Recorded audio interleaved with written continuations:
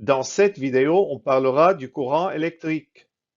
En l'absence d'une différence de potentiel électrique, les électrons libres d'un métal ont un mouvement aléatoire, mais sous l'action d'une différence de potentiel, ils ont un mouvement ordonné appelé courant électrique.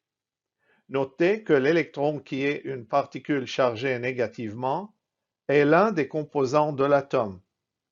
Et notez que par convention, le sens du courant électrique est opposé à celui dans lequel les électrons se déplacent.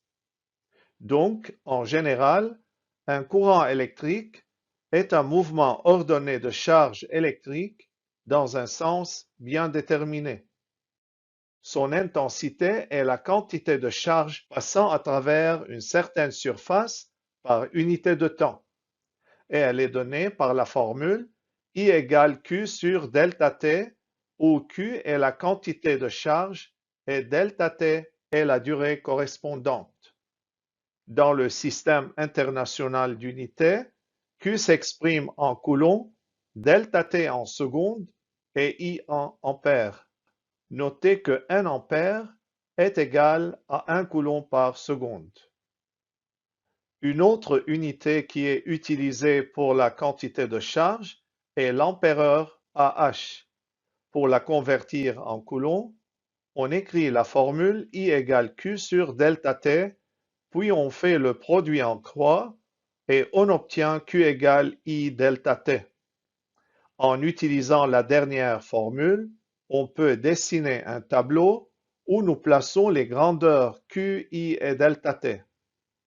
Dans le système international d'unités, la quantité de charge Q s'exprime en coulombs, l'intensité du courant I en ampères et la durée delta T en secondes.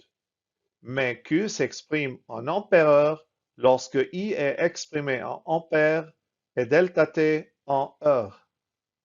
Ainsi, 1 ampère est égal à 1 ampère multiplié par 3600 secondes, puisque 1 heure est égale à 3600 secondes.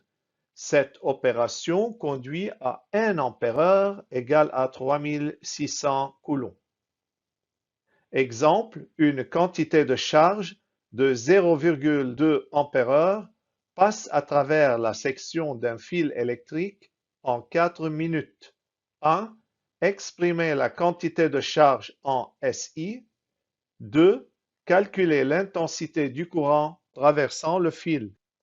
Pour répondre à la première question, on écrit la quantité de charge Q égale 0,2 ampère et on remplace ampère par 3600 coulombs, ce qui donne Q égale 720 coulombs.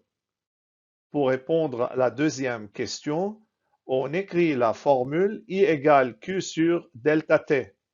On convertit 4 minutes en secondes en multipliant par 60, puisque chaque minute égale à 60 secondes. On remplace Q et delta T par leur valeur et on obtient I égale 3 ampères. Voilà, c'est tout pour cette vidéo. À bientôt.